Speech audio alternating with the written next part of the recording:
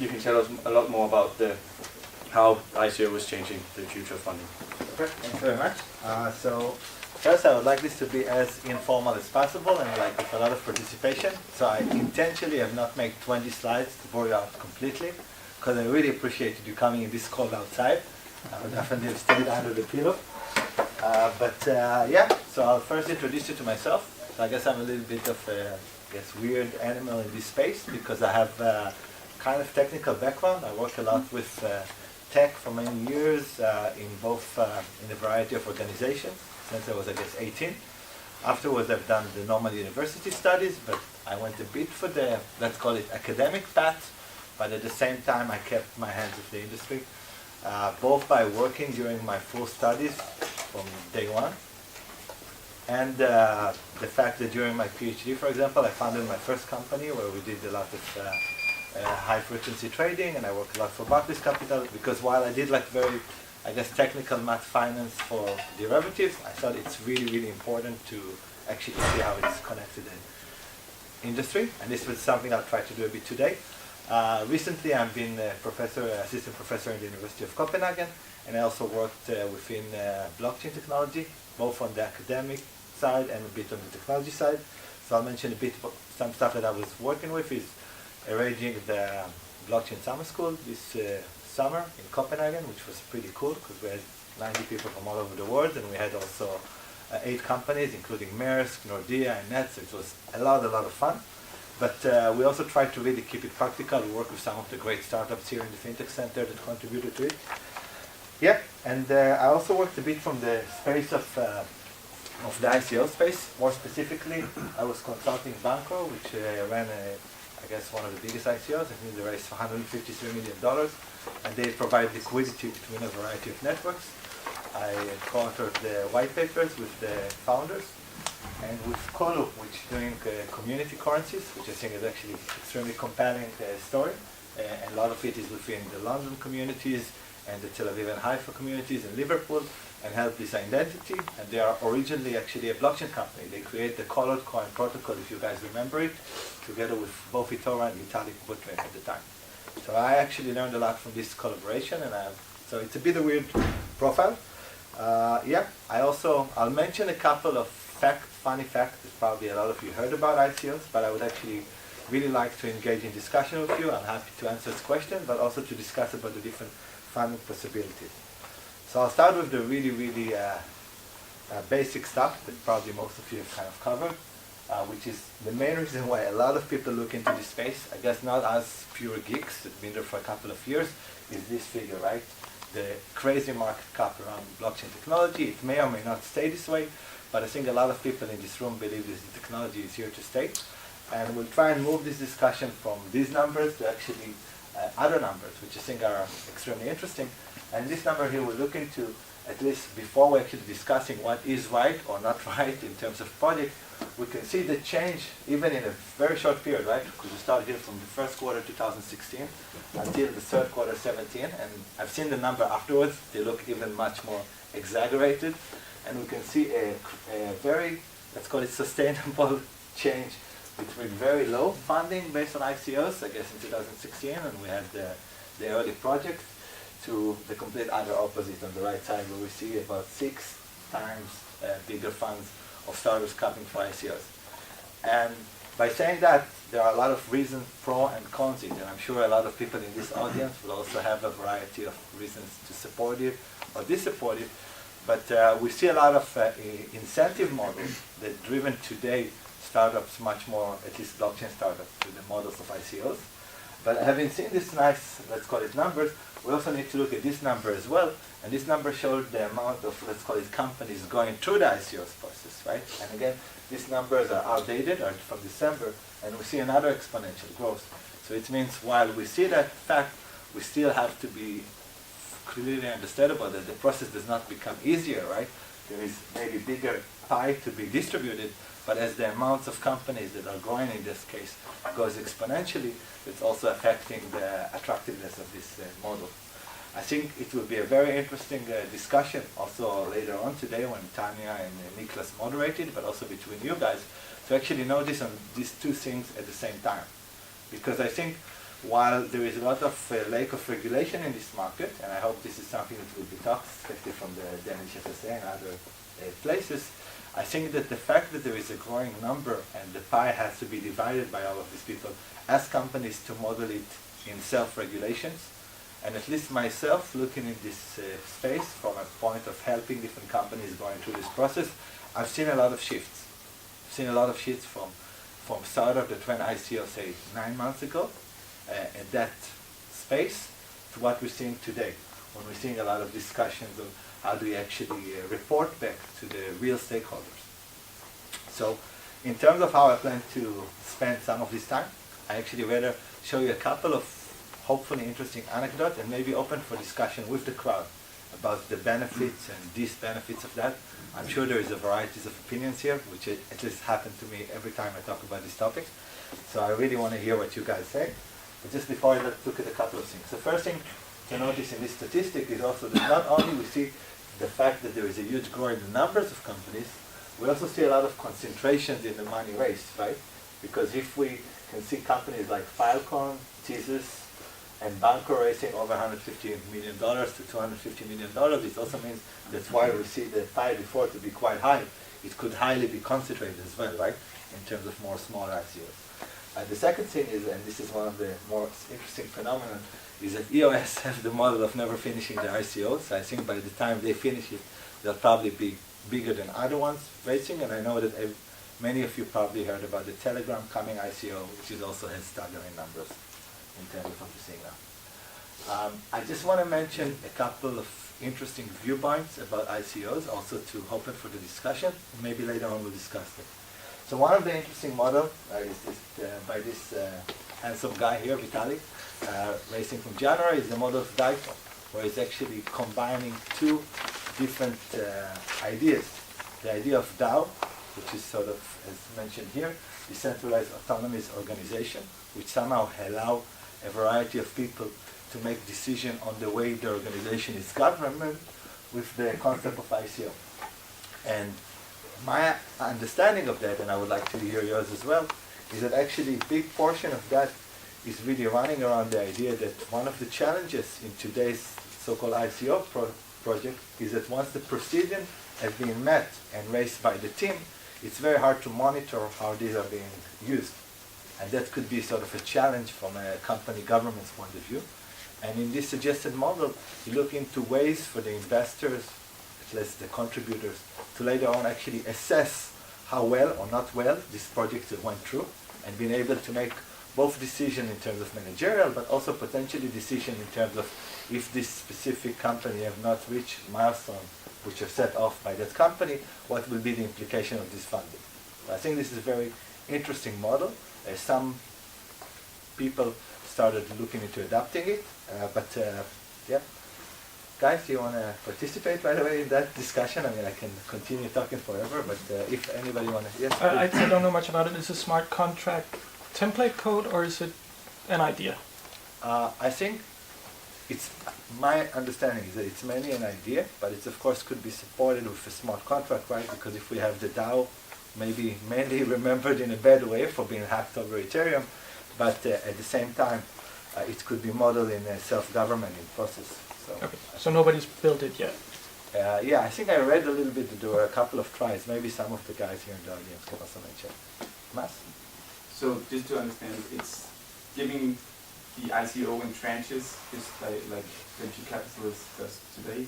It's quite similar. I think, yeah. Let's think about this idea as an abstract way, because we don't want to, and I think that's actually just moving back from this question specifically, I think this would be a very, in my opinion, beautiful way to think about this word in general. I think also potentially from a regulator point of view, I would be very interested to hear, because I think we know we are now meeting a place which is unmet before, right? It's a new technology, it's a new business model with positives and negatives, and we can't come to that idea thinking that we know everything from the get-go. But in regards to what you said, so very specifically, I think that you could think about different ways to deal with the proceeding. As you mentioned, tranches as the first stage to say some part of the funding release immediately, some of them release upon the reaching of a milestones. And I think on the challenging side, on the other side, which we've seen today with a variety of products, I think the most famous of them is Jesus, where you have some self-governing organization that has issues of functioning internally. So yeah, but taking it back to what we're discussing here, it can also be a challenge, right? Because if we have a down mechanism on top, and no one can control this down mechanism, so maybe good projects will also be hit there. So I think it's an interesting project, but there will be a lot of back and forth with that project's ideas. A few other comments before? Yeah. Where would you get the data inputs for that? I mean, so no matter what you want to do in such a smart contract template, you will need data inputs. But let me give you a simple example, right? I'm not saying this is how you do it, right? But if the same as smart contract can vest tokens to investors, the same way smart token can vest some of the proceedings to the person using it. So there could be a mechanism in the smart contract deciding on that, and that there will be a triggering event. And a triggering event could be a vote of 50% plus of the people, or not a negative vote. Again, it's a bit to play with it. So it's a technical problem, but it's solvable.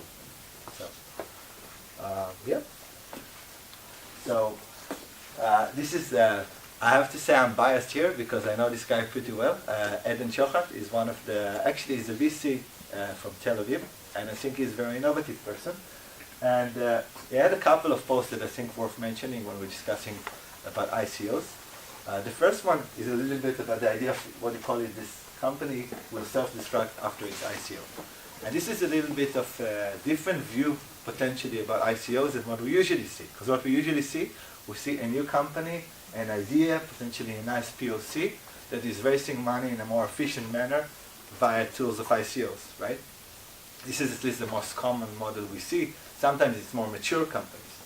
And he tried to take it to the other direction, really about the maturity of company, and saying, and I think this is an idea that may resonate with some of you, I can at least relate to it a lot, that we may see in the future companies, if we take the big companies, right, that are somewhat controlling our industry, let them be the Facebook or whatever, whoever control our data, right?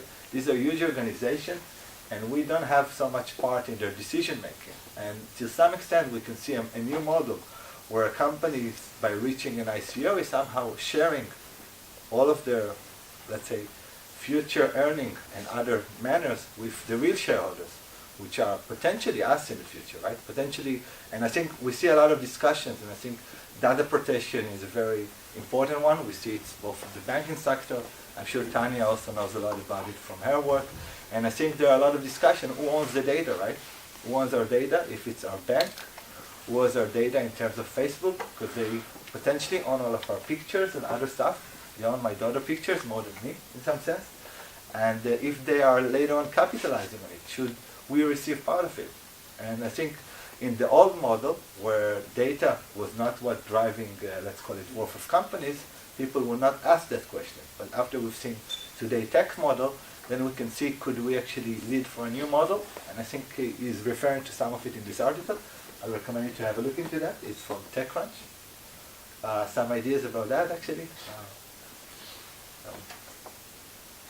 Yeah, please. So this concept is that the company, because it's owning the data of the investors, that after the ICO, then it promises to destroy itself? Or yeah, I mean, it's not, or I think destroy we the should data? not, again, we're talking a very conceptualized level all over the place. But the idea is that I think what at least caught me, it's not necessarily the most interesting part, but what caught me about it is that people think about ICOs many times in early stage companies. Actually, we start seeing that on later stage happen normally now with with companies like Telegram, which has been there for a while, saw a lot of expenses, now going through this process. And what caught my eyes in that is the fact that it could also be the ultimate sort of case of a company of actually self-destructing and not becoming a company. And I think that's, I don't know how to do it today. Maybe he knows, but I think this is also why we start seeing this blog, because we want to see some discussions about can ICOs actually become tools for Maersk to self-destruct and come back like airdrop Maersk share to all of the Danish population, or 20% of it. It's not been talked of, but maybe it's an interesting model and make us all shareholders, and to some extent. Maybe to scatter, I don't know. Maybe not, they'll do the opposite. But so, cool. Another article by the same guy is actually referring to another potential interesting mechanism to deal with the same issue, which is about, and I actually have to relate to that a lot because I have actually spent a lot of time thinking about it in my own company. And this is the issue about what happened with ICOs. So a lot of companies come with the sort of concept that a company will now issue an ICO, and the ICO will bring in more proceedings, but there is no dilution. So it's great. The shares worth more, and there is money from the ICO, and everybody is happy. And right, it's a little bit too good to be true, right? In some way. I mean, we hope so, unless it doesn't sound so great. And I think some of the ideas here is how is the dilution affect each other. And I can say consciously, in the case of my company, when I raised money, I had a lot of offers to get both equity and tokens. And I've decided to go only on the token model, mainly because I felt if I'm raising both of them, I will be biased. Say in 3 months' time, there is a decision. I mean, and both are okay, right? If people say, we only raise equity or only raise the other one, and again, this is my choice. So I'm saying everything is okay, right? People can have different decisions. But I felt, one second, that if you are just saying both of them, then you may find yourself in a situation where you have two stakeholders. So now there is potential income for the company. Who should it be distributed to the token holders or to the shareholders? And it could be creating a triangle. But does that mean that you don't liquidate tokens then? Yeah, can you? So if you accept tokens, right, does that mean that you're not liquidating them as you get them in, or? Oh no, I meant in terms of I meant in terms of tool of raising funds for the company. Okay, yeah. So if I raise fund through only tokens, then I know these are the shareholders, the token holders, right? Yeah. If I raise funds from VC and then in 1 year time, my VC say I want to see return on my money, and I mean, who is paying the expense on the other side? Yep. And I think there is a lot of, yes, please. It's also interesting to see on the opposite, where some established companies who already have funding are pivoting or doing something else that requires an ICO. So a big company that does remittance payments suddenly wants to have an asset, wallet, whatever. They could do an ICO and then allocate the tokens to be locked up for revenue from that activity. It could be a token burn mechanism on an exchange, be whatever, something that's tied up to a specific activity. So even if the mother company does payments and bio and robotics and something else, this ICO could be tied up to the payments. Yeah, and I think that's a fantastic idea, and also, but it's hard to regulate, right? Also from regulators' point of view. But I think it's very interesting. I hope to see that more companies will self-regulate themselves, because it's very hard to deal with it, right? It's also complex for the regulator point of view, and I think it's very, very interesting. Was a question here actually? No. So I think some of the topics I wanted to kind of raise a little bit for discussion, actually hear people's opinion about, is points. I mean, I would call it like the obvious points about it, right? One point is the opinion about why to choose one version over the other one. I mean, it's clear that there are a variety of arguments on both cases, and I would like to hear some of your opinions about it and maybe start a discussion on that. And I think about how do you see, maybe it will also be more relevant for the next discussion, but how do you see companies going through this process of ICO and get a little bit self-regulating themselves, which I'm thinking a lot about. And I can say that the companies I've been working with, I know some people have sort of made names to that, but the companies I've been working with actually spend considerable amount of time doing it, because if you want to come and do serious business, you have to think about it. So, any thoughts about that? I mean, I can share mine, but I think I would love to hear some of you guys. Okay. Sure, I'll share some of mine. I think, yeah, it's a little bit of a weird process in comparison to the traditional model, because it has one point, which is a tipping point, right? The raising. Today is the point of raising the funds, right? So before we reach this point, it can be an extremely sort of risky business from the token generating company. But on the other point, it's somehow, there are the contribution, and then there is it's more hard to, let's call it, token holders to affect the behavior of that company. So how would you kind of see it in terms of a traditional financial world? Or?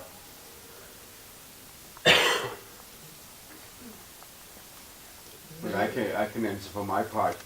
I'm Morten, by the way, from Arise.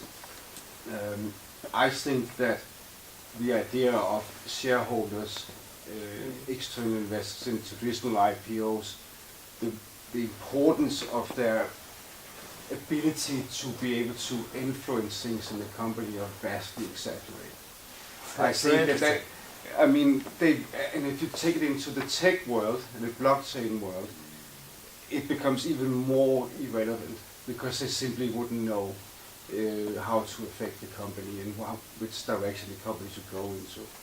I think that the ICO structures are fantastic because they leave room open for the founders of the whole company to basically make the right decision and change direction when required based on a situation where capital is affluent. They have enough capital, they don't have to worry about capital in the short run.